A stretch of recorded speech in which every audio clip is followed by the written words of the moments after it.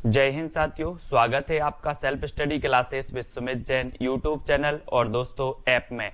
दोस्तों बहुत सारे स्टूडेंट को ऐप डाउनलोड नहीं करते बन रहा है या फिर कर भी लिया है तो कोर्स भी नहीं देख पा रहे हैं। तो मैं आज उनको बता दूं कि ये जो सेल्फ स्टडी क्लासेस इस प्रकार से जब आप प्ले स्टोर से करते हैं तो ये आपका वेल जो है आइकन उसमें लगा हुआ है ना। तो इस प्रकार से सेल्फ स्टडी क्लासेस आपको सर्च करना है और ऐसे आइकन में आपको ऐप मिलने वाला है। ठीक है, तो दोस्तों हम देखें कि प्ले स्टोर में आपको इस प्रकार से दिखेगा ये सेल्फ स्टडी क्लासेस। ठीक है, ये प्ले स्टोर में आपको सेल्फ स्टडी क्लासेस का ऐप दिखने वाला है। ठीक है, ये इमेज उसमें डली है, ये आइकन, ये लोगो उसमें डला है। ठीक है, अब दोस्तों इसको इंस्टॉल करना है, यहां से आप इंस्टॉल करेंगे। ठीक है, अब इंस्टॉल करेंगे तो वहां पर आपको नंबर मांगेगा, जीमेल नंबर मांगेगा, तो आपको ओटीपी आएगा, तो आप रजिस्टर करके आगे बढ़ेंगे। आपका पहला प्रश्न है कि अर्थ शब्द का आस्य नहीं है, तो अर्थ का आस्य क्या नहीं है? चार विकल्प हैं आपके सामने, धन, निमित्त, प्रयोजन या फिर शब्द। तो अर्थ का आस्य क्या नहीं होता साथियों, ये हमें बतानी है यहां पर। तो चार विकल्प में से जल्दी से चयन करेंगे सभी लोग।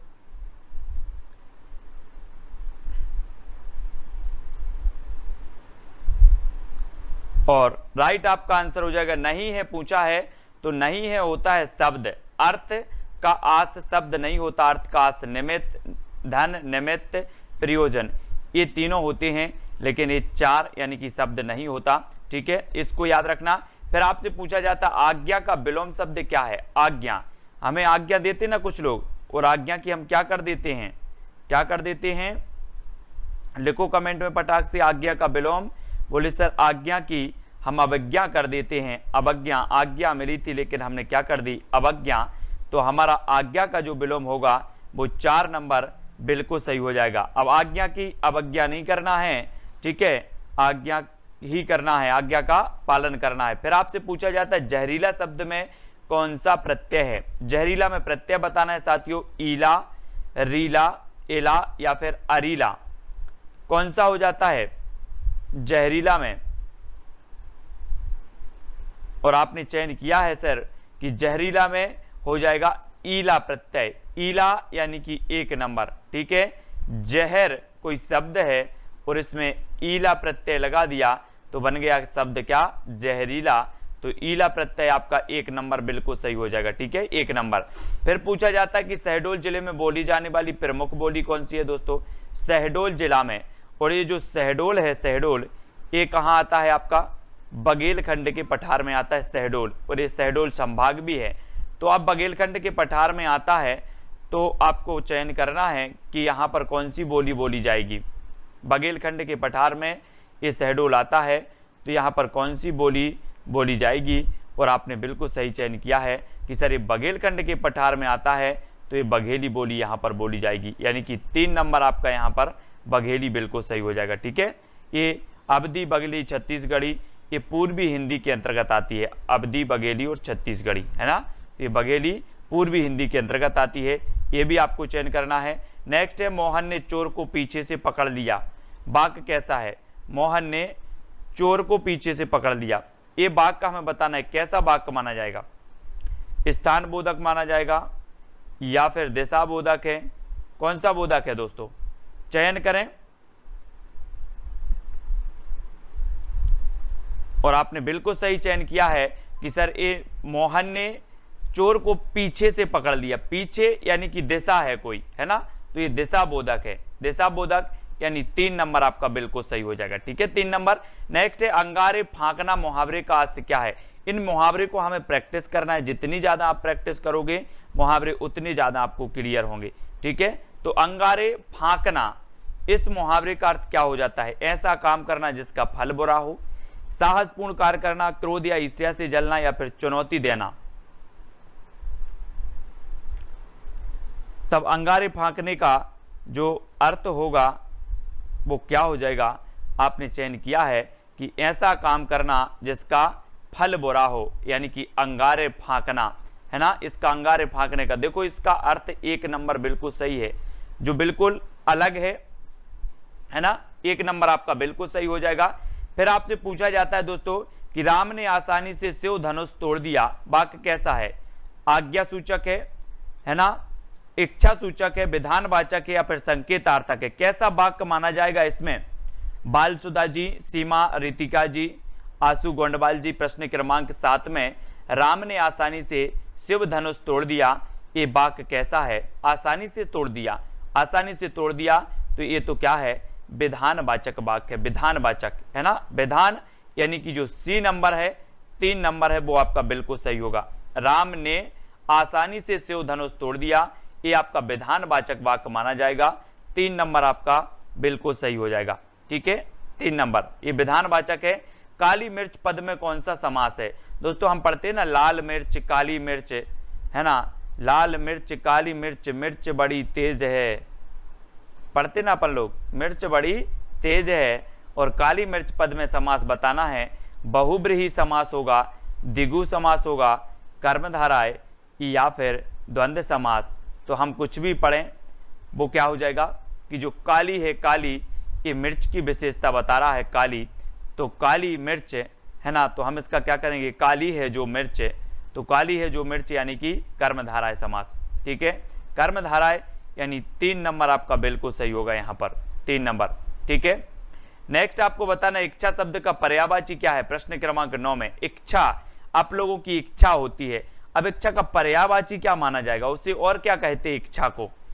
किशोर सिंह जी, सपना कुशवाहा, इच्छा शब्द का पर्यायवाची हमें चयन करना है। इच्छा को क्या कहा जाता है? आकांक्षा, ईहा, ईप्सा या फिर उक्त सभी? तब आपने चयन किया है कि सर इच्छा को आकांक्षा भी कहा जाता है, ईहा भी कहा जाता है और ईप्सा भी कहा जाता है, यानी कि उक्त सभी। और 3 नंबर आपका बिल्कुल सही होगा, 3 नंबर। ठीक है, आकांक्षा, ईहा और ईप्सा ये तीनों कहा जाता है और तीनों आपका बिल्कुल सही है। ठीक है, ये नेक्स्ट आपका है चोरटी है गोरटी या छोरटी अहीर की, पंक्ति किसकी है? ये पंक्ति में कौन सा अलंकार है ये बताना है। चोरटी है गोरटी या चोरटी अहीर की पंक्ति में कौन सा अलंकार है? श्लेष, अनुप्रास, यमक या फिर उत्प्रेक्षा? कौन सा अलंकार हो जाएगा? एक दोस्तों अपन ने कल पढ़ा था विद्याधन अर्थी, है ना, विद्याधन अर्थी पढ़ा था। इसमें पता नहीं कैसे मैंने वृद्धि संधि आपको बता दिया, विद्याधन अर्थी, इसमें तो आपकी दीर्घ संधि है, दीर्घ संधि है ना, इसको सुधार लेना अगर आप कल की क्लास में थे तो। ठीक है, विद्याधन अर्थी, विद्यार्थी में आपका दीर्घ संधि होता है। ठीक है, ये चीज।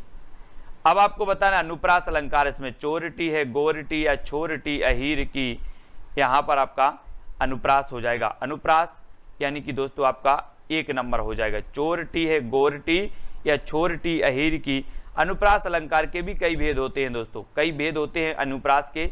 अनुप्रास में भी आपको पढ़ना है, 5 प्रकार के भेद होते हैं, है ना। उनमें ऐसा भी आता है कि जहां पर लय आती है, चोरटी गोरटी या छोरटी अहीर की, वहां पर भी अनुप्रास अलंकार होता है, यानी कि 1 नंबर आपका यहां पर सही होगा, 1 नंबर अनुप्रास। ठीक है, अनुप्रास के भेद भी अपन को पढ़ना है ना। अब आपको बताना है कस्टोडियन का हिंदी पारिभाषिक शब्द क्या होता है? प्रभाषक होता है, विभाषक होता है, अभिरक्षक होता है ना। हम बोलते हैं ना कस्टडी में है हम, कस्टडियन जिसे अगर बोले तो हम कस्टडी में हैं यार, है ना, वो ही है इसका कस्टडियन। अभिरक्षक, नियंत्रक, विभाषक या फिर प्रभाषक। और प्रश्न क्रमांक 11 में बताना है आशु जी, उत्तर क्या हो जाएगा? उत्तर होगा आपका क्या? अभिरक्षक। अभिरक्षक यानी कि 3 नंबर। ठीक है, 3 नंबर, सी नंबर आपका सही है। ठीक है, अभिरक्षक। शेष शब्द है संकर, तत्सम, तद्भव या फिर देशज। शेष शब्द बताना है, शेष, शेष है ना, अपन बोलते हैं ना शेष नाग, शेष फल। अब ये शेष दे दिया गया यहां पर, और यहां पर बताना है हमें कि शेष शब्द कैसा है। संकर है, तत्सम है, देशज है, तद्भव है, ये कैसा माना जाएगा? और आपने चयन किया है शेष शब्द को, और शेष शब्द आपका बिल्कुल सही होगा। ये कैसा है? तत्सम। तत्सम यानी कि आपका 2 नंबर है, वो बिल्कुल सही है। ठीक है, एस कुमारी धाकड़, बिनर। और 2 नंबर आपका बिल्कुल सही है, निरोग। निरोग में कौन सी संधि है? निरोग।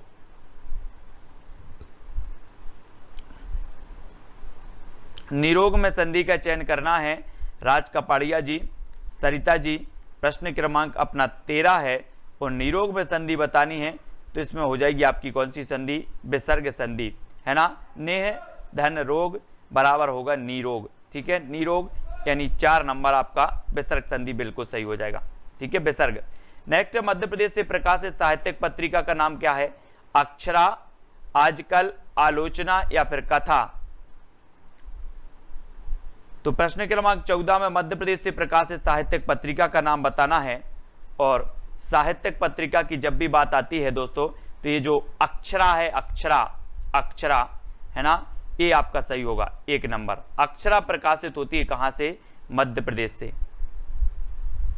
ये नंबर आपका बिल्कुल सही हो जाएगा, ठीक है। रवीना परमार जी, सरिता जी, अक्षरा पत्रिका कहां से प्रकाशित होती है? मध्य प्रदेश से। अब आपको बताना, हजारी प्रसाद द्विवेदी उपन्यासकार हैं, ललित निबंधकार हैं, समालोचक हैं या फिर सभी हैं? हजारी प्रसाद द्विवेदी। हजारी प्रसाद द्विवेदी के बारे में आपने पढ़ा होगा। इनके दोस्तों 3 ग्रंथ बहुत ही महत्वपूर्ण है। हिंदी साहित्य का आदिकाल, हिंदी साहित्य की भूमिका, है ना, और हिंदी साहित्य का उद्भव एवं विकास। लेकिन इनका एक जो रचना हमेशा पूछी जाती है हजारी प्रसाद द्विवेदी की, वो है अशोक के फूल, है ना। अशोक के फूल ये भी पूछी जाती है और सीरीज के फूल भी पूछी जाती है। सीरीज के फूल भी हजारी प्रसाद द्विवेदी की है, अशोक के फूल भी हजारी प्रसाद द्विवेदी की रचना है। लेकिन एक पूछी जाती है रेती के फूल, रेती के फूल। लेकिन ये रेती के फूल दिनकर जी की रचना है। रेती के फूल दिनकर जी की है, सीरीज के फूल हजारी प्रसाद द्विवेदी, अशोक के फूल हजारी प्रसाद द्विवेदी। और हजारी प्रसाद द्विवेदी जो माने जाते हैं वो उपन्यासकार भी हैं, ललित निबंधकार हैं, समालोचक भी हैं, है ना, ये माने जाते हैं दोस्तों। तो इनको याद रखेंगे हजारी प्रसाद द्विवेदी को। ब्रज बोली आती है तो किसके अंतर्गत आती है? ये बोली से भी आपके क्वेश्चन एक हर एग्जाम में बनते हैं, बोली, है ना। और मैंने आपको याद भी करवाया था कोड से, कानों के खड़ी बुंदेली ब्रजभान हरि के पास। पश्चिमी हिंदी की जो बोलियां होती हैं दोस्तों वो कौन कौन सी होती है? पश्चिमी हिंदी की, कानों के खड़ी बुंदेली ब्रजभान हरि के पास, तो पश्चिमी हिंदी के अंतर्गत आती हैं दोस्तों ये ब्रजबोली, यानी कि आपका जो डी नंबर है 4 नंबर है वो आपका सही हो जाएगा, ठीक है ना, 4 नंबर। जैसे बात करें ब्रज, है ना, खड़ी बोली भी आपकी आती है, ठीक है। और कन्नौजी भी आती है इसी के अंतर्गत, कन्नौजी, हरियाणवी भी आती है इसी के अंतर्गत, ठीक है।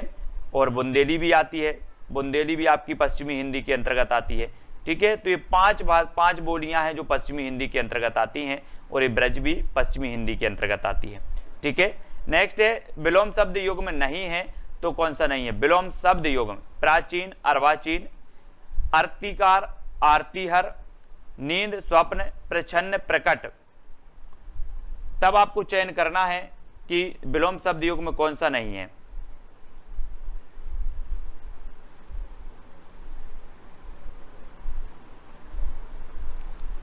और यहां पर हमने देखा कि नींद और स्वप्न ये विलोम नहीं है, है ना। विलोम है क्या? बोले सर वो तो नींद में स्वप्न आ जाते हैं कभी कभी, लेकिन ये विलोम नहीं होते, ये विलोम शब्द योग में नहीं है। यानी 3 नंबर आपने बिल्कुल सही चयन किया है, 3 नंबर, ठीक है। अब अगला क्वेश्चन है आपका शुद्ध वाक्य का चयन करना है। अभंग एक प्रकार का मराठी छंद है, आपका निवेदन करता या फिर आपका भावदीव। तो शुद्ध वाक्य कौन सा हो जाएगा साथियों इसमें? वकील ने कागजों की जांच की या फिर आपका निवेदन करता।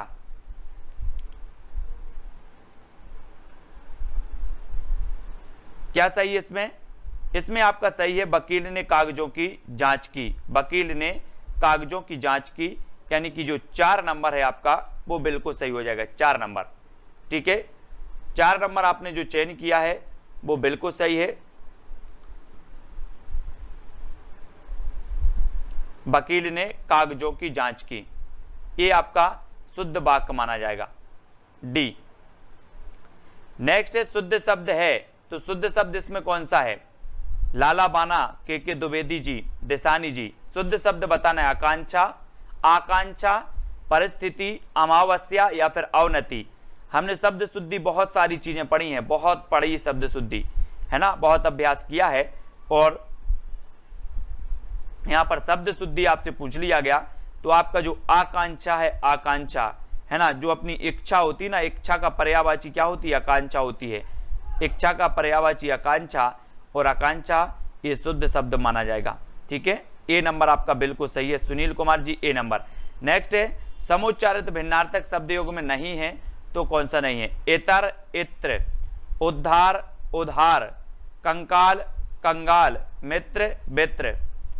कौन सा समुच्चारित भिन्नार्थक शब्द योग में नहीं है, ये बतानी है आपको, है ना। निरन अहरवाल जी प्रश्न क्रमांक 20 में, और 20 में आपका बिल्कुल सही आंसर होगा मित्र, मित्र। ये नहीं माने जाएंगे मित्र, मित्र। 4 नंबर ये समुच्चारित भिन्नार्थक नहीं है, और 4 नंबर आपका बिल्कुल सही होगा। ठीक है, फिर आपसे पूछा जाता है जमीन आसमान एक करना मुहावरे का आस्य क्या है? बहुत हलचल मचाना, अत्यधिक प्रयास करना, दुनिया छान मारना या फिर उक्त सभी। यानी कि एक का उत्तर आपका क्या हो जाएगा? जमीन आसमान एक करना मुहावरे का आस्य क्या है?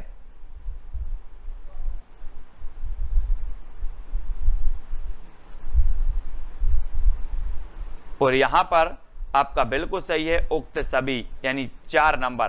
ठीक है, जमीन आसमान एक करना मुहावरे का जो आस्य है वो बहुत हलचल करना ये भी है, अत्यधिक प्रयास करना ये भी है, दुनिया छान मरना ये भी है ना। तो 4 नंबर आपका बिल्कुल सही हो जाता है। ठीक है, 4। नेक्स्ट है आपका नकुल शब्द का अर्थ नहीं है तो क्या नहीं है? कुल रहित, शिव, नेवला या फिर कौनते। नहीं है पूछा गया दोस्तों। यहाँ पर नकुल शब्द का अर्थ क्या नहीं है? टेलीग्राम ग्रुप की भी लिंक दी है, तो जो भी साथी टेलीग्राम ग्रुप से नहीं जुड़े हैं वो टेलीग्राम ग्रुप से अवश्य जुड़ जाएं, है ना। और नकुल शब्द का अर्थ नहीं है बात करें तो अर्थ नहीं है क्या? कौनते, कौनते। अर्थ नहीं है तो डी नंबर। शब्द का अर्थ पूछा गया, अर्थ, तो 4 नंबर आपका सही हो जाएगा। ठीक है, फिर उभयालंकार भेद है शब्दालंकार और अर्थालंकार का। शब्दालंकार और अर्थालंकार में से किसी का नहीं, शब्दालंकार का या अर्थालंकार का। तो उभयालंकार किसका भेद है? आपने पढ़े होंगे दोस्तों अलंकार के भेद। बोले सर एक शब्दालंकार होता है, एक अर्थालंकार होता है। ठीक है, और एक होता है आपका उभयालंकार। तो ये तो अलंकार का भेद होता है, ना तो ये शब्दालंकार का भेद है ना ही ये अर्थालंकार का भेद है। ये उभयालंकार अपने आप में अलग है। ठीक है, तो आपका 2 नंबर यहां पर बिल्कुल सही होगा प्रश्न क्रमांक 3 में, है ना। B number. ठीक है, अब आपको बताना है ऑटोमेशन का जो हिंदी पारिभाषिक शब्द होगा स्वचालन, मोटर संबंधी, स्वायत्त संस्थान या फिर स्वायत्त तंत्र।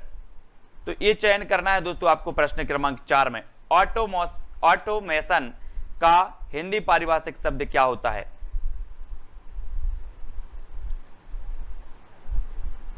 और आपने बिल्कुल सही चयन किया है कि ऑटो बोलते ना हम, ऑटो प्ले बोलते हैं, ऑटो प्ले है ये तो, यानी कि स्वचालन है, स्वचालित है, यानी कि 1 नंबर आपका बिल्कुल सही है।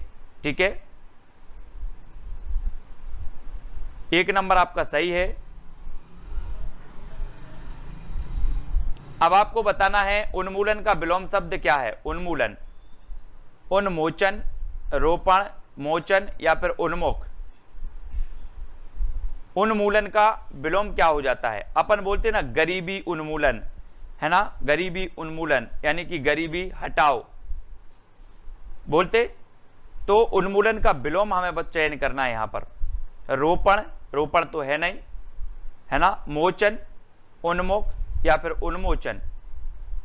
तो प्रश्न क्रमांक 5 में आपका विलोम बताना, सॉरी विलोम बताना तो रोपण ही है, उन्मूलन का रोपण हो जाएगा, है ना, रोपण यानी कि बी नंबर, बी सही है, बी। ठीक है, प्रश्न क्रमांक 5 में विलोम बताना था इसलिए रोपण आपका बिल्कुल सही है ना, उन्मूलन का रोपण, बी नंबर। ठीक है, अब आपको बताना है सत्यव्रत पद में समास है तो बताना सत्यव्रत पद में कौन सा समास है, बहुब्रीहि समास, तत्पुरुष समास, द्वंद्व समास या फिर उक्त सभी। सत्यव्रत पद में समास बताना है। आप अपने विकल्प का चयन करेंगे, कौन सा सही होगा, सत्यव्रत।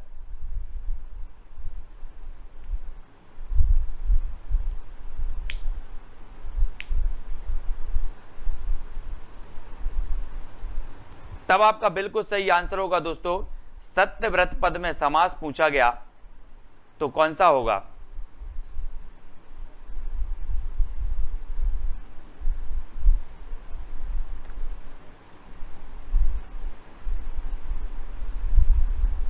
कौन सा हो जाएगा,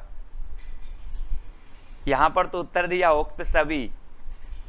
सत्यव्रत, सत्य है, सत्य के लिए व्रत, सत्य के लिए व्रत, सत्य और व्रत है ना, सत्य के लिए व्रत और सत्य और व्रत। ठीक है, तो यहां पर आप उपरयुक्त सभी लगा लेना। फिलहाल मैं इसको समझ के भी बताऊंगा प्रश्न क्रमांक 6 में।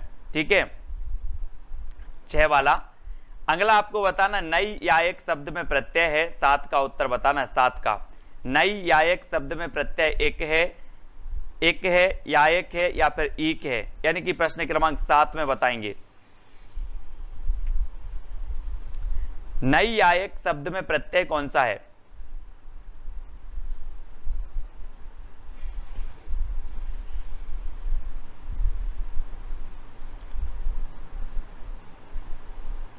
और नई या एक शब्द में जो प्रत्यय होगा वो होगा एक प्रत्यय, एक यानी कि एक नंबर।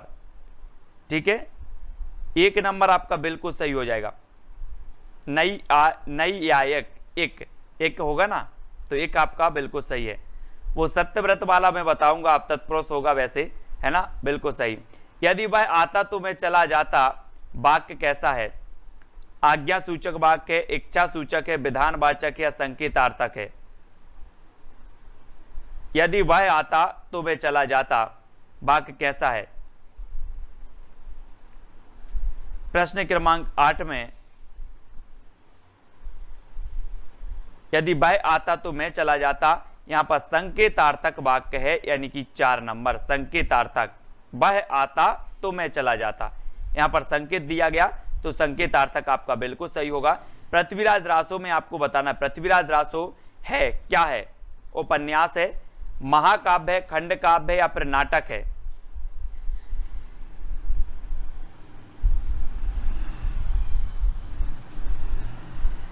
और आपको पता है कि ये जो पृथ्वीराज रासो है ये हिंदी का प्रथम महाकाव्य माना जाता है, प्रथम। तो 2 नंबर आपका बिल्कुल सही है। ठीक है, हिंदी का प्रथम महाकाव्य पृथ्वीराज रासो। इसकी रचनाकार कौन है, चंद्रबरदाई हैं। ठीक है, इसको याद रख लेना। ठीक है, अब आपको बता, नारी शब्द का पर्यायवाची है तो क्या है। नारी यानी कि 10 का आंसर बताना। नारी शब्द का पर्यायवाची भागिनिका, मादा, कांता या फिर माया, यानी कि 10 में नारी शब्द का पर्यायवाची चयन करना है। और पर्यायवाची की जब बात आती है तब आपका उत्तर होता है कांता। नारी शब्द का पर्यायवाची है तो कांता है, कांता, है ना, यानी 3 नंबर, सी नंबर आपका सही है। पर्यायवाची में बहुत प्रैक्टिस करनी पड़ती है, कांता आपका सही हो जाएगा, सी। ठीक है, नेक्स्ट है, अब वह थोड़े ही काम करेगा। अब वह थोड़े ही काम करेगा, वाक्य कैसा है, निषेध परक संरचना है इसकी, विनम्रता सूचक संरचना है, विधि सूचक संरचना है या फिर कारण कार्य संबंध संरचना है।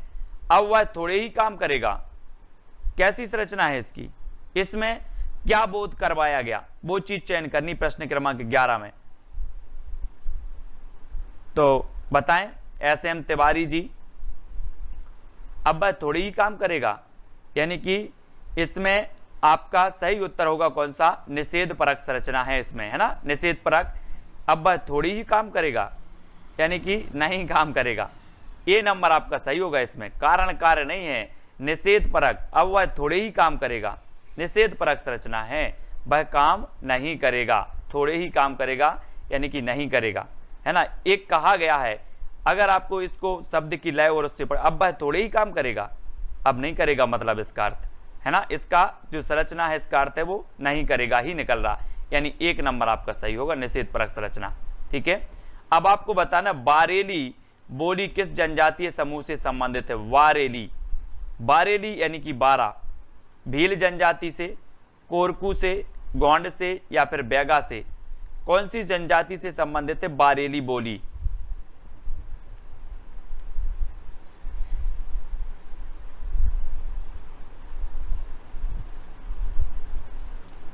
और बारेली बोली है भील से, ये बारेली बोली भील जनजाति से संबंधित है और ये मध्य प्रदेश की सबसे बड़ी जनजाति है। ठीक है, बारसू प्रजापति जी, भील जनजाति ये मध्य प्रदेश की सबसे बड़ी जनजाति है और बारेली इसकी क्या है, बोली मानी जाती है इसी की, भील जनजाति की। ठीक है, बहादुर शब्द कैसा है, तत्सम है, विदेशी है, तद्भव है या फिर देशज है। प्रश्न क्रमांक 13 में बहादुर शब्द बताना है सरिता जी, कीर्तन कलेश जी। बहादुर शब्द में कौन क्या है, तत्सम है, तद्भव है या फिर देशज है। तो ये बहादुर आपका माने जाएगा बहादुर, विदेशी शब्द है बहादुर। बहादुर कैसा है, विदेशी, बहादुर विदेश गया है, बहादुर विदेश गया है, तो ये विदेशी माना जाता है, विदेशी, बहादुर विदेशी। नेक्स्ट है महर्षि में कौन सी संधि है, महर्षि यानी कि 14 का आंसर।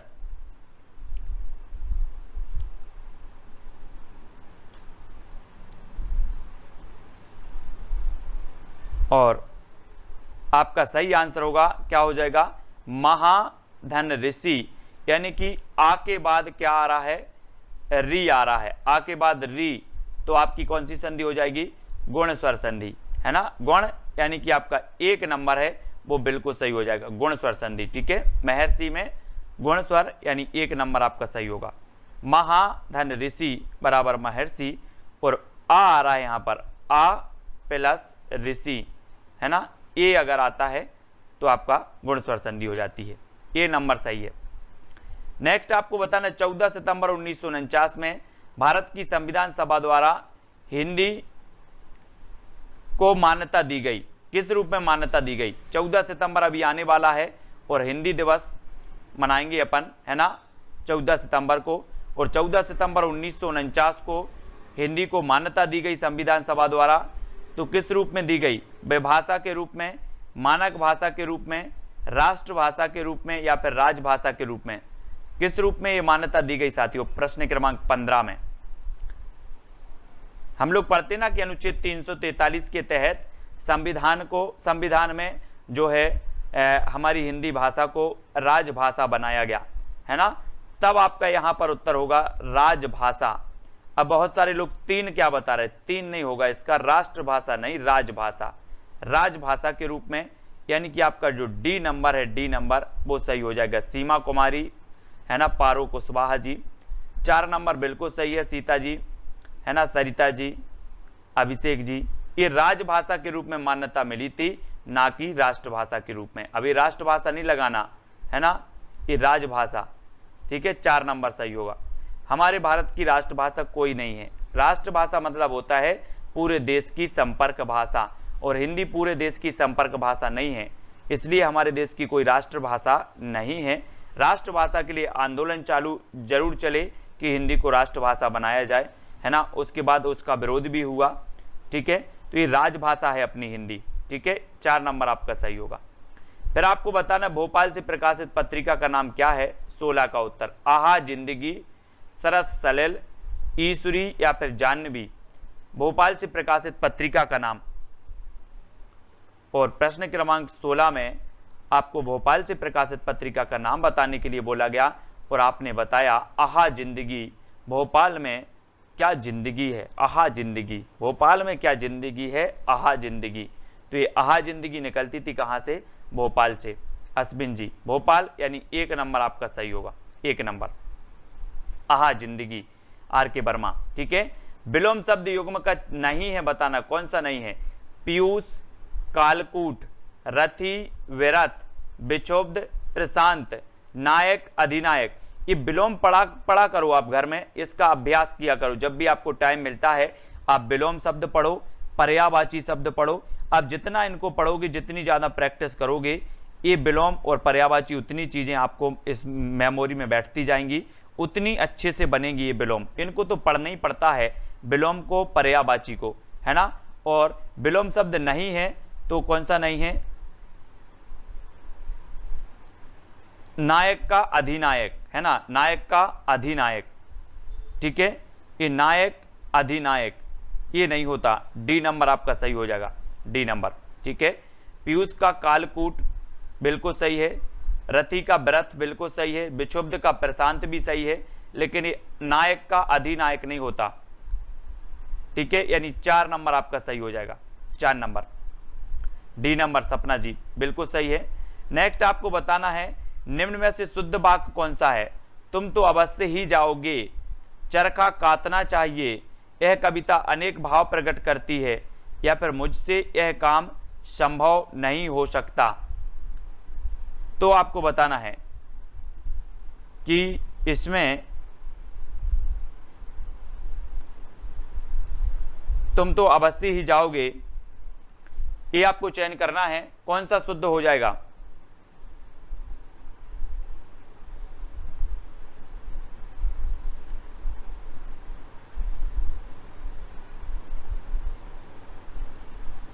चार विकल्प हैं, 4 में से चयन करना है,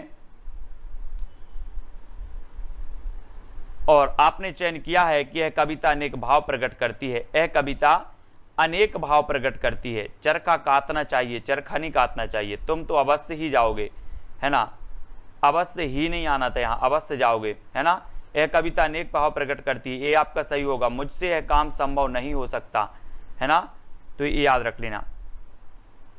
और अगला आपको है दोस्तों, निम्नलिखित में से शुद्ध वाक्य का चयन करना है। यहाँ पर शुद्ध वाक्य कौन सा है? आपने वो गाना सुना होगा ना, नायक नहीं खलनायक हूं मैं, सुना है सभी लोगों ने कि नहीं सुना? सुना होगा, सुना है तो वो नायक का वो ही माना जाता है, खलनायक। नायक का विलोम होता है खलनायक, नायक नहीं खलनायक हूं मैं। और यहाँ पर वही पूछा गया था। और शुद्ध शब्द यहाँ पर आपने बताया विभीषिका, है ना, प्रणाम नहीं लिखा जाता, पूज्य ऐसा नहीं लिखा जाता, पूर्व भी नहीं लिखा जाता, तो विभीषिका यानी 4 नंबर हो जाता है, 4 नंबर, ठीक है, इसको याद रखेंगे। नेक्स्ट 20 का समुच्चरित भिन्नार्थक शब्द योग में कौन सा नहीं है? समुच्चरित और भिन्नार्थक, अणु, अनु, चाय, कॉफी, उपेक्षा, अपेक्षा, अंत, अंत। और 20 का आंसर आपका सही होगा, क्या होगा?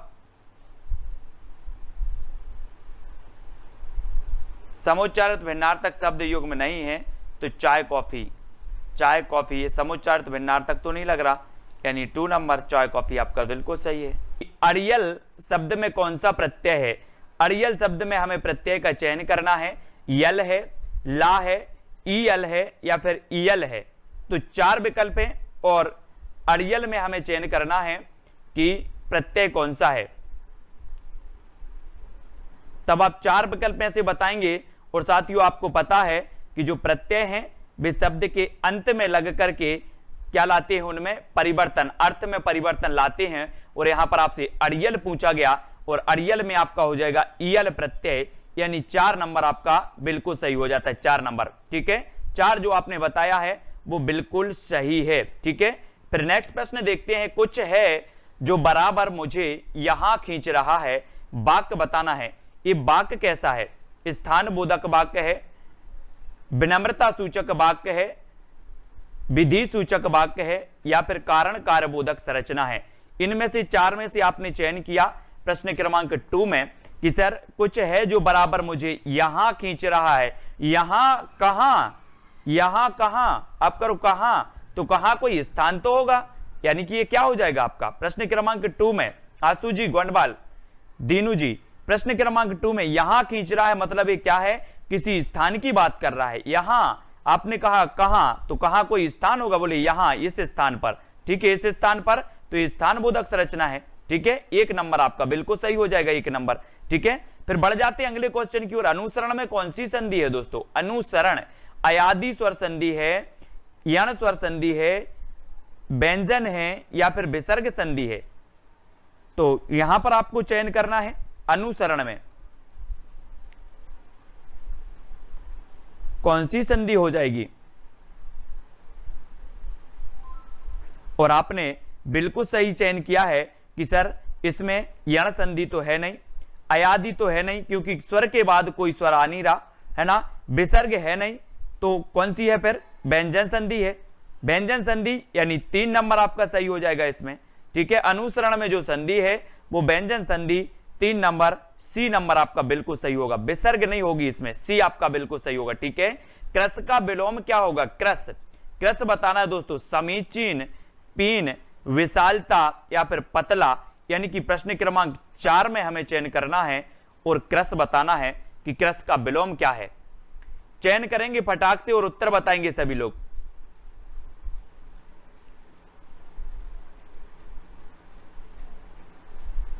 और आपने चयन कर लिया कि सर जो क्रस का विलोम है वो क्रस का विलोम आपका पीन है, पीन। क्रस का पीन, पीन यानी 2 नंबर, 2 नंबर आपका यहां पर बिल्कुल सही हो जाएगा। क्रस का पीन है ना, पीन यानी 2 नंबर, ठीक है। अब दोस्तों हमें बताना है उठा रखना मुहावरे का आस्य क्या है? उठा रखना, छोड़ रखना, कसर रखना, बाकी रखना या फिर उक्त सभी। उठा रखना, अपन बोलते ना कोई भी चीज को थोड़ा सा उठा रखना, थोड़ा सा उठा रखना, जैसे ये है टेप और इसमें ऐसे है, थोड़ा सा उठा रखना, इस प्रकार से है ना, बोल देते ना अपन। तो थोड़ा सा उठा रखना ये बतानी है दोस्तों। तो उठा रखना का जो आपका सही होगा वो क्या हो जाएगा? छोड़ के रखना, कसर रखना, बाकी रखना। अलग अलग जगह पर अलग अलग बोला जाता है ना। तो ये उक्त सभी आपका 4 नंबर बिल्कुल सही हो जाएगा, ठीक है, 4 नंबर। फिर अगला क्वेश्चन है, आपको बताना है दोस्तों स्टेटिस्टिशियन। स्टेटिस्टिशियन का हिंदी पारिभाषिक शब्द कौन सा है? सांख्यिकीविद कहेंगे इसे, अंकक कहेंगे, अंक शास्त्री कहेंगे या फिर अंकेक्षक कहेंगे, यानी कि 6 नंबर में, 6 में आपको चयन करना है।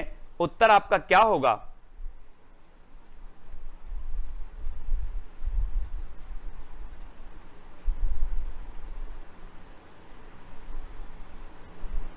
और आपने बिल्कुल सही चयन किया है कि इसे कहते हैं सांख्यिकीविद, है ना।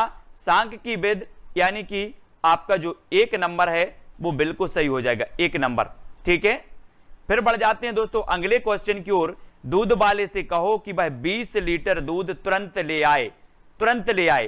तो ये कैसा है? आज्ञा सूचक है या फिर इच्छा सूचक है, विधानवाचक है या फिर संकेतार्थक है? कैसा वाक्य माना जाएगा?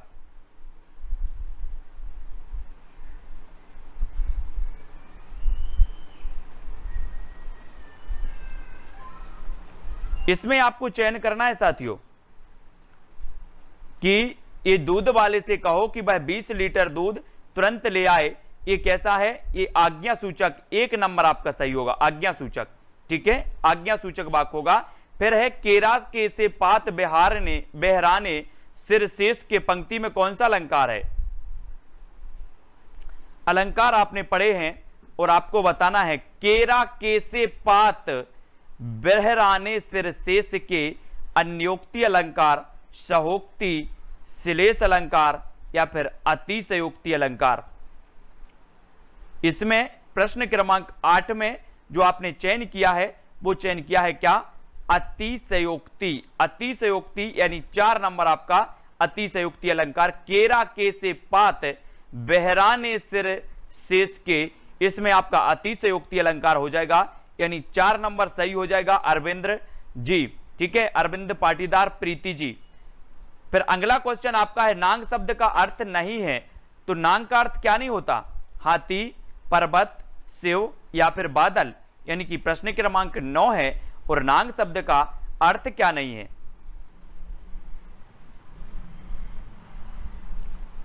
क्या नहीं होता?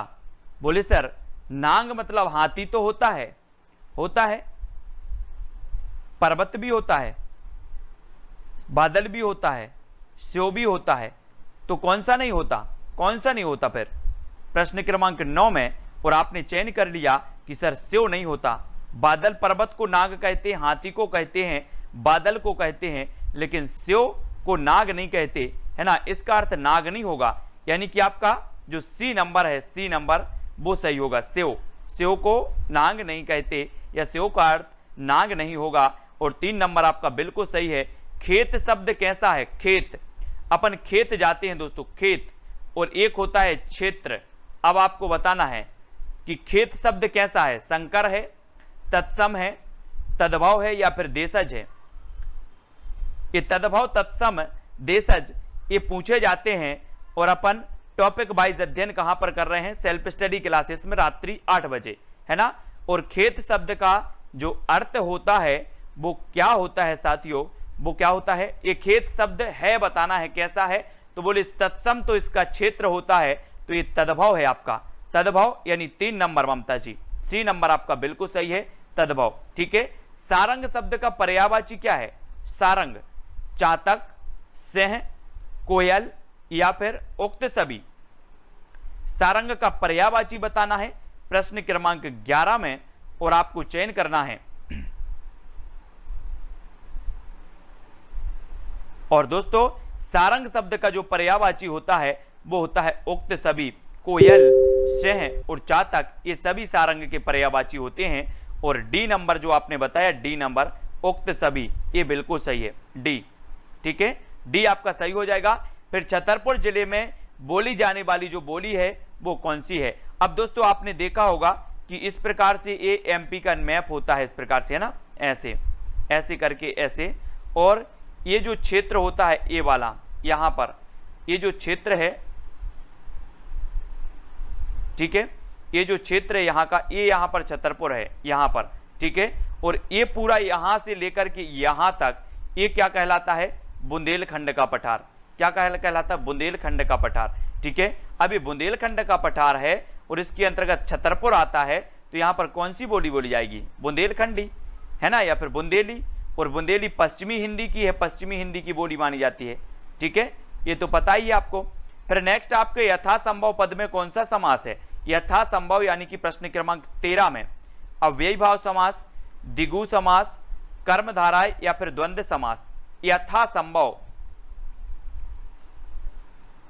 तो यथा, यहां पर जो यथा लगा ये अव्यय, यानी कि जहां पर प्रथम पद अव्यय हो वहां पर आपका अव्ययी भाव समास होता है। और कल अपन ने समास का भी अध्ययन किया था, है ना। और यहां पर आपका अव्ययी भाव समास बिल्कुल सही हो जाएगा प्रश्न क्रमांक 1 का, प्रश्न क्रमांक 13 का 1 नंबर। ठीक है, 1 नंबर आपका बिल्कुल सही है।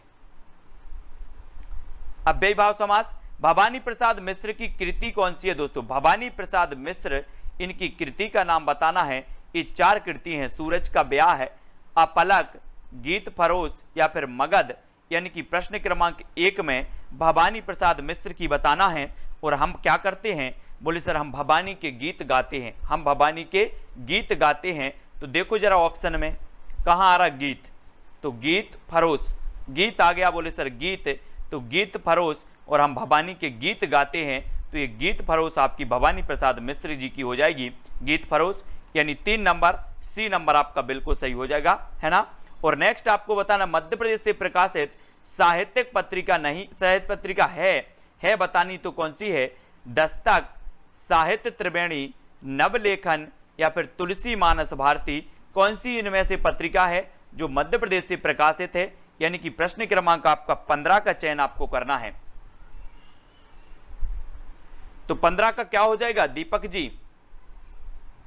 आपने बिल्कुल सही चयन किया है कि तुलसी मानस भारती, है ना। चित्रकूट के घाट पर भाई संतन की भीड़, और तुलसीदास चंदन घिसे तिलक देत रघुबीर।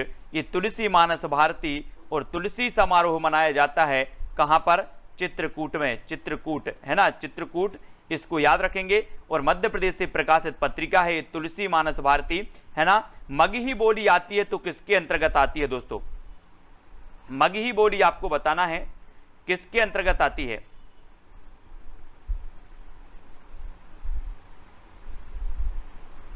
आपको चयन करना है, मगही बोली बतानी है। और आपको मैंने कई बार बताया है, तब आपका बिल्कुल सही आंसर होगा। बोले सर ये जो मगही है ये आती है आपकी किसके अंतर्गत? बिहारी हिंदी के अंतर्गत। बिहारी हिंदी का जो उद्भव हुआ वो मागधी अपभ्रंश से हुआ। किससे हुआ? मागधी अपभ्रंश से। बिहारी पूर्वी हिंदी इसका हुआ किससे? अर्धमागधी से। अर्धमागधी से कौन सी निकली? आपकी निकली पूर्वी हिंदी।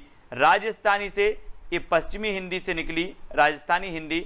और जो पश्चिमी हिंदी है इस सौरसेनी अपभ्रंश से निकली, सौरसेनी अपभ्रंश से। ठीक है, तो इनको तो याद करते ही जाना है। और मगही बोली मानी जाती है पूर्वी हिंदी की, यानी 2 नंबर आपका सही हो जाएगा। ठीक है, विलोम शब्द युग में नहीं है तो कौन सा नहीं है? पाताल, अंबर, अनित्य, नश्वर, क्षणिक, शाश्वत या फिर कड़ा, मृदुल। यानी कि विलोम शब्द युग में कौन सा है बताना है। पाताल का अंबर, अनित्य का नहीं है, सॉरी नहीं है ना, नहीं है बताना है। क्षणिक, शाश्वत, कड़ा, मृदुल, तो कौन सा नहीं है विलोम शब्द? प्रश्न क्रमांक 17 में। और आपने चयन किया कि सर विलोम शब्द की बात आती है तो पाताल, अंबर, है ना, अपन बोलते हैं ना आकाश पाताल एक कर दिया, आकाश पाताल एक कर दिया, है ना। तो अनित्य, नश्वर, और यहां पर आपका बिल्कुल सही होगा अनित्य का नश्वर। अनित्य का नश्वर ये नहीं है, यानी 2 नंबर आपका सही होगा, 2 नंबर।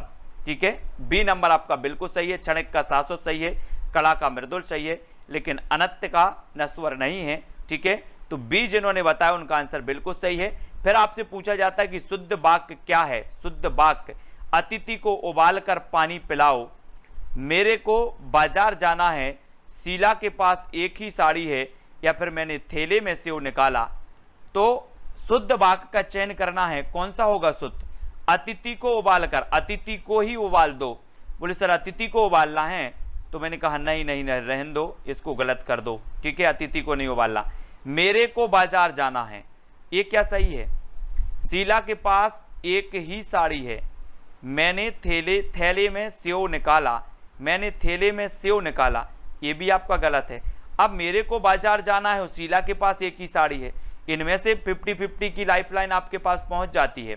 और यहां पर आपका बिल्कुल सही आंसर होता है कि शीला के पास एक ही साड़ी है, मेरे को नहीं होता यहां पर, मुझे बाजार जाना है ना, मुझे बाजार जाना है, ये आपका सही होगा। ठीक है, तो सी नंबर जिनने बताया उनका आंसर बिल्कुल सही है। शुद्ध वाक्य का चयन करना है, जा माता, क्षमा, चरमोत्कर्ष, ज्योत्सना। तो शुद्ध का चयन करें। बोले सर ये क्षमा, क्षमा तो ये है नहीं शुद्ध, ज्योत्सना भी शुद्ध नहीं है, 2 तो मैंने काट दिए आपके। अब 2 में से आपको चयन करना है 50-50 में, सरिता जी, दीनू जी, संजय जी।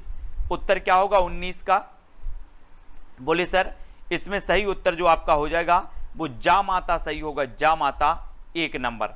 ठीक है, जा माता आपका बिल्कुल सही है। ठीक है,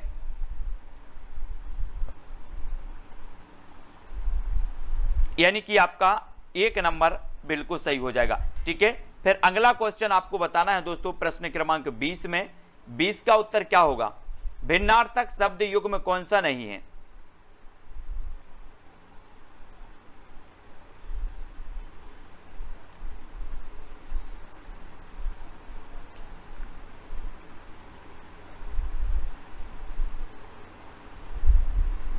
और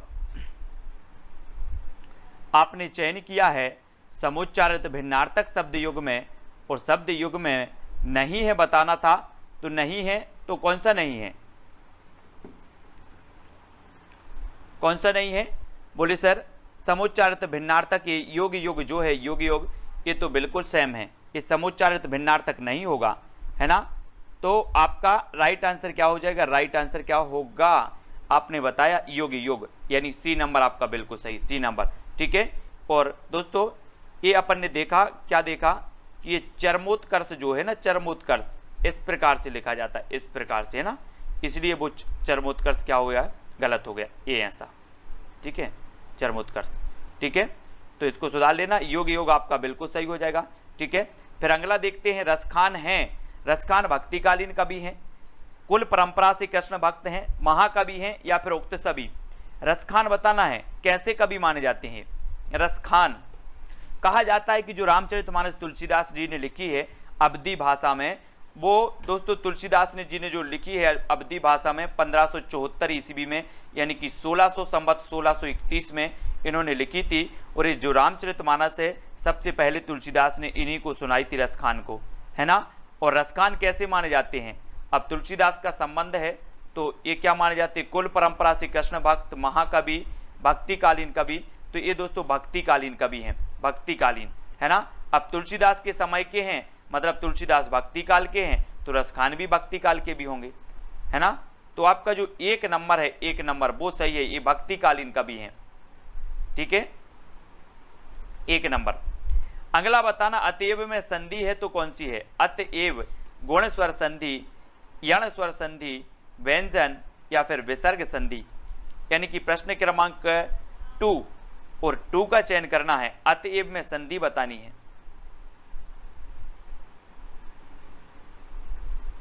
और आपने बिल्कुल सही चयन किया है प्रश्न क्रमांक 3 में कि विसर्ग संधि होगी अतः धन एव, अतएव, विसर्ग संधि अतएव में आपका 4 नंबर बिल्कुल सही होगा, ठीक है। डी नंबर आपका सही हो जाएगा शिशुपाल जी। अतः धन एव बराबर अतएव और विसर्ग संधि ममता जी बिल्कुल सही है। फिर बताना है, कनक शब्द का अर्थ नहीं है, नहीं, कनक का अर्थ क्या नहीं होता, गेहूं का आटा, धतूरा, पलास, केसर, क्या नहीं होता कनक का, कनक शब्द का अर्थ, यानी प्रश्न क्रमांक 3 में।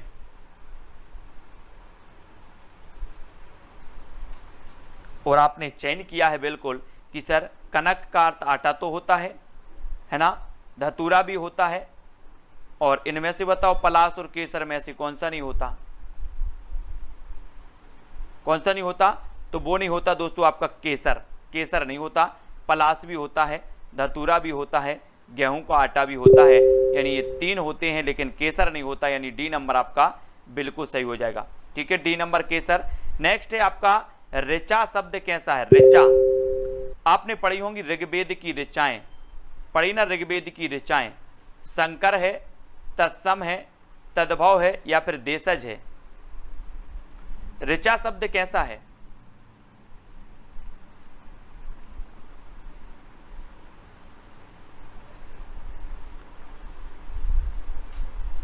और आपको पता है कि ये जो ऋचा शब्द है ये तत्सम माना जाएगा, तत्सम, वेदों की ऋचाएं, वेदों की ऋचाएं। और 2 नंबर आपका सही है ऋचा, है ना। अधिकांश छा शब्द हों या फिर री शब्द हों, ये तत्सम शब्दों में ही प्रयोग ज्यादा होते हैं, है ना। तो ये जहां आपको ये प्रयोग दिख जाए मतलब वो तत्सम तो हो गई, छा और री, तो तत्सम सही है। अंगारों पर लौटना मुहावरे का आस्य क्या है। प्रश्न क्रमांक 5 में, अंगारों पर लौटना मुहावरे का अपने कार्यों से किसी को जलाना, क्रोध या ईर्ष्या से जलना, चुनौतीपूर्ण कार्य करना, असंभव को संभव करना। तो अंगारों पर लौटना इस मुहावरे का आस्य क्या हो जाता है प्रश्न क्रमांक 5 में, क्या हो जाता है।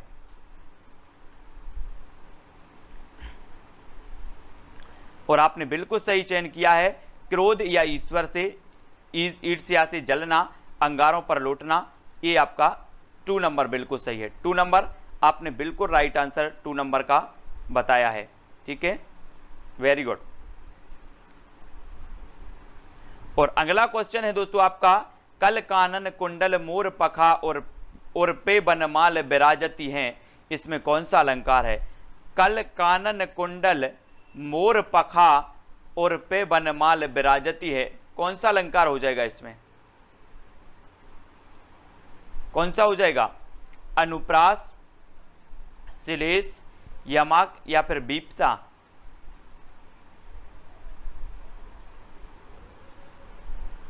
तो आपने बताया कि सर इसमें का की बार बार आवृत्ति हो रही है, यानी कि आपका अनुप्रास अलंकार 1 नंबर बिल्कुल सही हो जाएगा, 1 नंबर, ठीक है। का की आवृत्ति हो वहां पर आपका अनुप्रास अलंकार हो जाता है, ठीक है। और एक का की आवृत्ति आपकी हो, मतलब जहां पर एक ही वर्ण की आवृत्ति हो।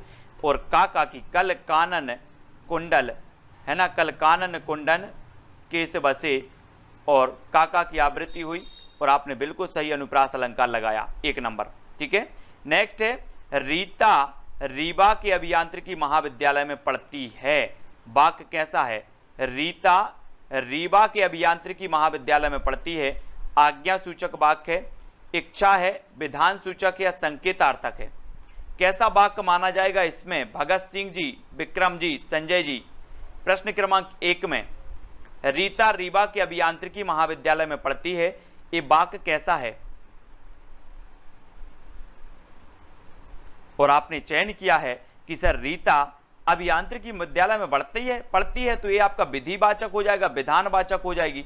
3 नंबर आपका बिल्कुल सही हो जाएगा। यहां पर हमें कोई आज्ञा नहीं लग रही, यहां पर कोई इच्छावाचक नहीं लग रहा है, यहां पर कोई संकेत नहीं दिया गया, तो विधानवाचक यानी कि 3 नंबर तो आपका हो ही जाएगा विधानवाचक।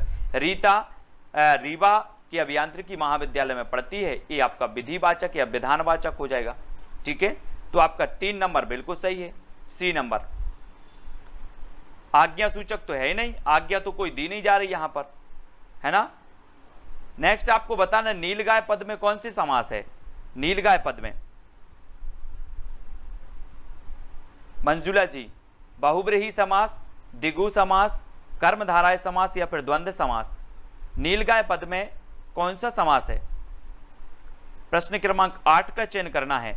बोले सर नीली है जो गाय, नीली है जो गाय यानी कि नील क्या है? ये विशेषण है, और गाय क्या है? ये विशेष है, और विशेषण विशेष का जहां संबंध होता है वहां पर कौन सा हो जाता है? कर्मधारय समास, यानी कि प्रथम पद द्वितीय पद की विशेषता बता रहा है। तो नील गाय में आपका कर्मधारय समास, नीली है जो गाय। ठीक है, सी नंबर आपका बिल्कुल सही होगा। आप किस तरफ जा रहे हैं? वाक्य कैसा है? प्रश्न क्रमांक 9 में आप किस तरफ जा रहे हैं? किस तरफ यानी कि कोई दिशा बताइए। बोले सर मैं इस तरफ जा रहा हूं, इस तरफ, ऐसे हाथ करके इस तरफ, इस तरफ, तो आपने देखा तो ये तो दिशा हो रही, उत्तर दिशा हो गई। बोले इस तरफ जा रहे हैं तो इस तरफ कोई दिशा है तो ये दिशा बोधक होगा, किस तरफ जा रहे हैं, तो सी नंबर आपका सही होगा, सी। ठीक है, किस तरफ जा रहे हैं? इस तरफ जा रहे हैं, तो सी नंबर। ठीक है, नेक्स्ट है अनूपपुर जिले में कौन सी बोली बोली जाती है? अनूपपुर बताना है दोस्तों।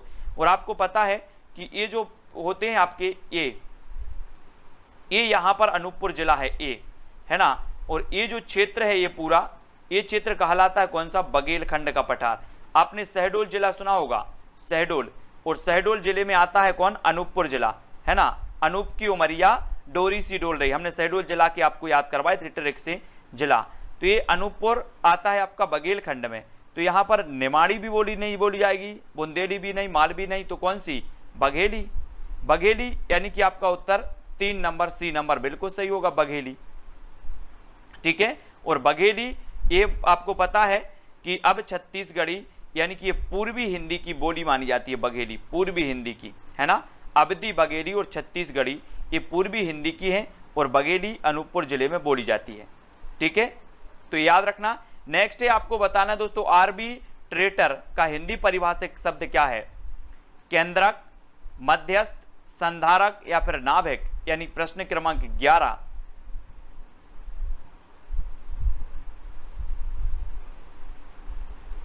और आपने चयन किया है कि आर्बिट्रेटर मतलब होता है मध्यस्थ, मध्यस्थ यानी कि 2 नंबर, है ना। अपन बोलते ना यार आप आर्बिट्रेटर बन जाओ, यानी कि आप मेरे और उसके क्या बन जाओ? मध्यस्थ बन जाओ, मध्यस्थ, है ना, मध्यस्थता कर दो, तो ये मध्यस्थ यानी 2 नंबर आपका बिल्कुल सही होगा, बी नंबर, प्रीति जी। ठीक है, नेक्स्ट आपको बताना रंगीला शब्द में कौन सा प्रत्यय? रंगीला। अब प्रत्यय तो आपसे पूछा जाता है, इसलिए प्रत्यय को घोल करके पी लो, घोंट करके पीना है प्रत्यय को। बोले सर प्रत्यय मैंने घोंट करके पी ले, है ना, और प्रत्यय को अच्छे से याद रखना है। आपसे पूछा जाता है कौन सा प्रत्यय क्रिया के साथ लगता है, तब आपको बताना है कौन सा प्रत्यय क्रिया के साथ नहीं लगता, ये चीज याद करनी है। प्रत्यय कितने होते हैं, कौन कौन से होते हैं, ये चीज भी याद रखनी है आपको। जब आप पढ़ोगे तो प्रत्यय भी आपको समझ में आने लगेंगे, उपसर्ग भी अधिकांश लोग समझ जाते हैं, है ना, कि सर इसमें कौन सा है? ईला प्रत्यय है, रंग धन ईला बराबर क्या होगा? रंगीला। और आपका 1 नंबर बिल्कुल सही हो जाएगा, ये एला नहीं होगा, ईला होगा रंगीला में, रंगीला, ईला। ठीक है, नेक्स्ट आपको बताना है गंगा शब्द का पर्यायवाची क्या है? गंगा। अब गंगा के पर्यायवाची हमेशा पूछे जाते हैं, गंगा के, ठीक है, गंगा के पूछे जाते हैं और नदी के पूछे जाते हैं। अब सतर्क रहना, नदी यानी कि पूरी नदियां आती हैं, नदी के पर्यायवाची और गंगा के पर्यायवाची, नहीं तो नदी का पर्यायवाची पूछा और आप लगा दो गंगा के पर्यायवाची, बोले सर गंगा भी तो नदी है, गंगा नदी है, लेकिन नदी को और क्या कहा जाता है वो अलग है, गंगा को और क्या कहा जाता है वो अलग है ना। तो इसलिए पर्यायवाची में भी आपको भेद से पढ़ना है, अच्छे से पढ़ना है, ठीक है। ये गंगा का पर्यायवाची बताना है, तो इसे दोस्तों क्या कहा जाता है, गंगा को कहा जाता है जाह्नवी, जाह्नवी यानी 3 नंबर, ठीक है। सी नंबर गंगा का जो पर्यायवाची होता है वो जाह्नवी होता है, लेकिन नदी का पर्यायवाची जाह्नवी नहीं होता। हम पढ़ते ना कि सरिता नदी का पर्यायवाची है ना, गंगा जाह्नवी गंगा का पर्यायवाची है, ठीक है, इनको याद रखेंगे। अब अगला क्वेश्चन देखो, हिरास का विलोम क्या होगा, हिरास। अपन बोलते ना कि हिरास हो गया, हिरास प्रेरणा, विकास, रोदन या फिर व्यंग, यानी कि हिरास का विलोम शब्द कौन सा है,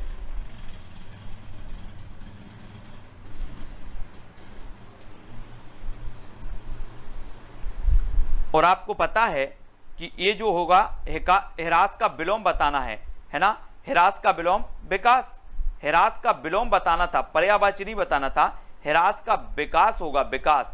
हिरास हो रहा है किसी का, हिरास हो रहा है किसी का, पतन हो रहा है और किसी का विकास हो रहा है, तो हिरास का होगा विकास। रचना जी बिल्कुल सही, हिरास का विकास, ठीक है। नेक्स्ट बताना आपको, मध्य प्रदेश से प्रकाशित साहित्यिक पत्रिका कौन सी है। मध्य प्रदेश से प्रकाशित ये साहित्यिक पत्रिकाएं पूरी मैं एक साथ ले आऊंगा आपको, जितनी भी पत्रिकाएं पूछी गई हैं अभी तक, है ना, वो पूरी पत्रिकाएं आपको एक साथ ले आऊंगा और आपको याद भी करवा दूंगा ट्रिक से, है ना। और यहां पर मध्य प्रदेश से प्रकाशित साहित्यिक पत्रिका बतानी है, तो इस साहित्यिक पत्रिका है दोस्तों ईश्वरी। एक ईश्वरी की फागें आपने सुनी होंगी मध्य प्रदेश में, ईश्वरी की फागें होती, इनकी फागें, ईश्वरी की फागें। और मध्य प्रदेश से प्रकाशित साहित्यिक पत्रिका है ईश्वरी। कौन सी है, ईश्वरी, यानी 4 नंबर। 4 नंबर बिल्कुल सही है, ठीक है। कुलदीप यादव जी, लखन जी। फिर बताना हरियाणवी बोली आती है तो किसके अंतर्गत आती है, प्रश्न क्रमांक 16 में, पूर्वी हिंदी के अंतर्गत, बिहारी हिंदी के अंतर्गत, राजस्थानी हिंदी के अंतर्गत या पश्चिमी हिंदी के अंतर्गत, किसके अंतर्गत आती है पूर्वी हरियाणवी। और आपने बताया दोस्तों, मैंने आपको बताया था, कानों के खड़ी बुंदेली ब्रजभान हरि के पास, और हरि मतलब हरियाणवी, और हरि को क्या कहा जाता है, बांगरू भी कहा जाता है, बांगरू। क्या कहा जाता है इसे, बांगरू। हरियाणवी को बांगरू भी कहा जाता है, और ये हरियाणवी जो है ये आपकी किसकी मानी जाती है, पश्चिमी हिंदी की, पश्चिमी हिंदी, पश्चिमी यानी डी नंबर आपका बिल्कुल सही है, ठीक है। कुलदीप यादव जी, ये पश्चिमी हिंदी की, मैंने आपको पूर्वी की याद करवाई है कि पूर्वी की आपको कोड करना है क्या, अब छत्तीसगढ़ी पूर्वी हिंदी की है, तो आ से अवधी, बा से बघेली और छत्तीसगढ़ी, ये 3 मानी जाती हैं पूर्वी हिंदी की। बाकी 5 बोलियां हैं पश्चिमी हिंदी की, खड़ी बोली, ब्रजभाषा, बुंदेली, कन्नौजी और हरियाणवी, ये 5 मानी जाती हैं पश्चिमी हिंदी की, ठीक है। इनको याद रखेंगे, ये गलत नहीं होनी चाहिए। विलोम शब्द युग में नहीं है तो कौन सा नहीं है, ग्रस्त का मुक्त, है ना, अज्ञ का यज्ञ, गौण का प्रधान, है ना, कर्कश का मृदु, तो कौन सा नहीं है विलोम शब्द, प्रश्न क्रमांक 17 में।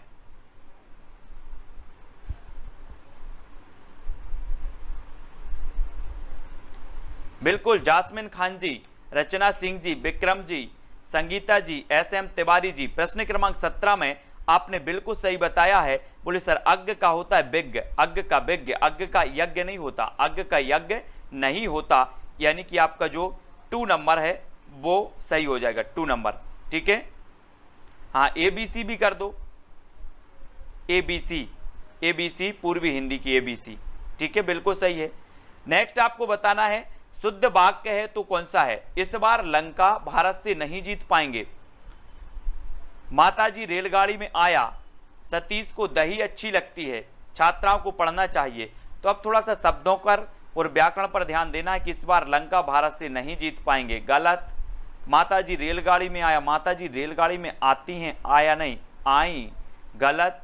सतीश को दही अच्छी लगती है, अच्छी लगती है क्या दही, कि अच्छा लगता है, दही अच्छा लगता है कि अच्छी लगती है, बोले सर ये तो पुल्लिंग में प्रयोग होगा दही, है ना। छात्राओं को पढ़ना चाहिए, आपका शुद्ध शब्द क्या होगा, छात्राओं को पढ़ना चाहिए, D नंबर, ठीक है। शुद्ध शब्द पूछा तो डी नंबर हमने छात्राओं को पढ़ना चाहिए, टिक लगा दिया।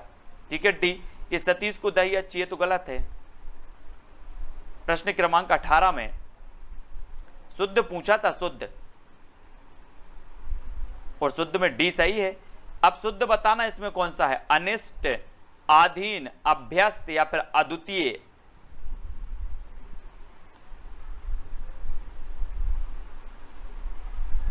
और यहां पर शुद्ध शब्द शुद्धि से क्वेश्चन आपका आता ही है, वाक शुद्धि और शब्द शुद्धि, यहां से क्वेश्चन बनते हैं दोस्तों। और 19 का आपका अनिष्ट जो है ये शुद्ध है, यानी कि 1 नंबर आपका सही है। 1 नंबर जिन्होंने चयन किया है उनका आंसर बिल्कुल सही, अनिष्ट।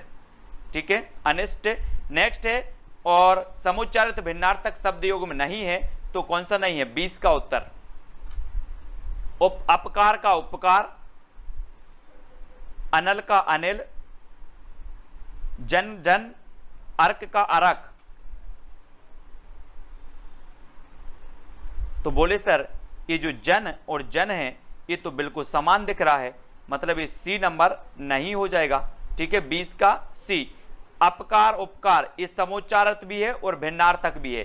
ठीक है, स्टूडेंट को ऐप डाउनलोड नहीं करते बन रहा है या फिर कर भी लिया है तो कोर्स भी नहीं देख पा रहे हैं, तो मैं आज उनको बता दूं कि ये जो सेल्फ स्टडी क्लासेस इस प्रकार से जब आप प्ले स्टोर से करते हैं तो ये आपका वेल जो है आइकन उसमें लगा हुआ है ना। तो इस प्रकार से सेल्फ स्टडी क्लासेस आपको सर्च करना है और ऐसे आइकन में आपको ऐप मिलने वाला है। ठीक है, तो दोस्तों हम देखें कि प्ले स्टोर में आपको इस प्रकार से दिखेगा ये सेल्फ स्टडी क्लासेस। ठीक है, ये प्ले स्टोर में आपको सेल्फ स्टडी क्लासेस का ऐप दिखने वाला है। ठीक है, ये इमेज उसमें डली है, ये आइकन, ये लोगो उसमें डला है। ठीक है, अब दोस्तों इसको इंस्टॉल करना है, यहां से आप इंस्टॉल करेंगे। ठीक है, अब इंस्टॉल करेंगे तो वहां पर आपको नंबर मांगेगा, जीमेल नंबर मांगेगा, तो आपको ओटीपी आएगा, तो आप रजिस्टर करके आगे बढ़ेंगे।